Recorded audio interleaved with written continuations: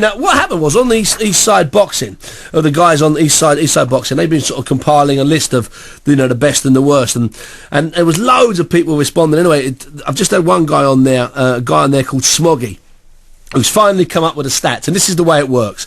Okay, the official number one high on East Side Boxing, one of the most popular websites in the world, certainly one of the most popular ones in Britain, was number one. The high was Carl Froch for his fights with Kessler and Abraham, Amir Khan for his fights with Madonna, and Ricky Burns for beating Martinez. Well, that tallies with what we're getting here from people. And the lows were David Havey, Audley Harrison.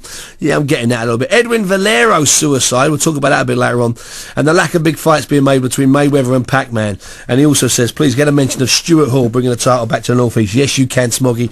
Thanks for doing those stats. There is no check in the post, so don't get carried away, as they say in the trade. Now, this show is absolutely dependent on its fans, loyal and devoted, sometimes a little bit crazy. Now, I've got a man on now who has responded to a request I put out on East Side Boxing, and it's his chance to get his top one or two moments of 2010 across. He's not going to give him long, whether he's good or bad, because it's not that type of show. He's known as Dubstep, and that's all we're going to call him. Greg or Dubstep, how you doing, Greg? Not bad at all, Banty. How are you, mate? You're right. Yeah, fantastic. Thanks for stepping forwd and filling the gap, son. Not at all, mate. I told you, you're having a blinder with this show so far. Yeah, Everyone's getting very excited. It's a bit fun at the moment. No. So coming in, Greg, give us your one or two. They can, you know what the rules are. They can be the best moment or the worst moment. You tell me. No. I'll be sharp. Yeah, I know you will. But no, it's cool. It's like, I think Rob McCracken, he's had a blinding year. Good shout. Both in the AMs and the pros. I mean, everyone's been talking about Carl Froch. He's obviously had a blinding year. Yep. But you've got to have a look at the AMs as well. We're building up to the Olympics. Staggering. And it's very exciting. And as I said, the best thing about it, I know a chap, Lee Murgatroyd, comms director for the ABA, and he sorts us out of all the amateurs.